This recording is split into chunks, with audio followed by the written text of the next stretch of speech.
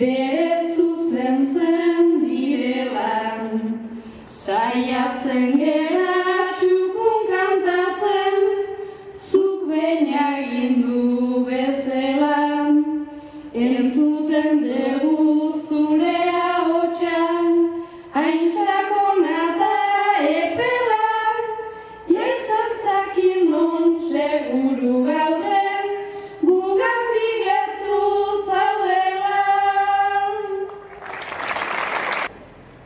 Bere bihotzaren urte horrena degun honetan ordea, Jose Mariren bizilagunek bultzatutako ekimen hunkigarri batekin eman nahi diogu. Xumea, baina nolabait amaiera omenaldi ziklo honi amaieratxoa eman nahi diogu.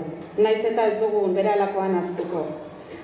Izan ere, Larada kale honetan, plazatxo honetan, 12 eta 14 ataritako bizilagunen eskaera bati jarraituz, Goierriko plazatxo honi, behar bezala ezaguna izan den gune honi, Jose Mari Lasa izena ipiniko diogu.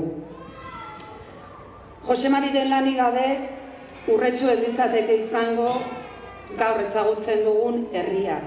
Sortzailea, eta ikusi dugu nola den eraberean bir sortzailea.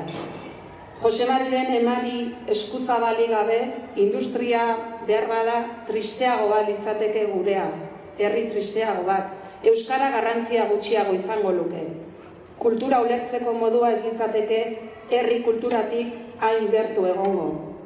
Zailagoa genuke denok kultura garela jakitea. Kultura denok egiten dugula kontziente izatea. Jose Maririk gabe kulturak bizitasun gutxiago izango luke. Folklorea museotako harribitxi bat litzateke. Kale biziari bizirik emateko gaitasunik eta ahalmenik ez duena. Hain zuzen, plazak eta kaleak dira, joan eta etortzeko leku dira, harreman leku dira, eta harreman horrek aldi oro ezberdin egiten bagaitu kulturari esker da.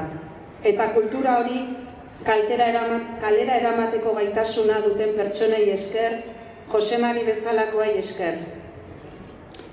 Musikari eta euskarari esker, azken finean, herrigintzari esker bidez, kalea eta herria aldatu zuen Jose Marik. Ezberdin egin zituen, hobeak egin zituen, euskaldunagoak eta biziagoak. Bera ere kalea zen eta gaur plaza bada.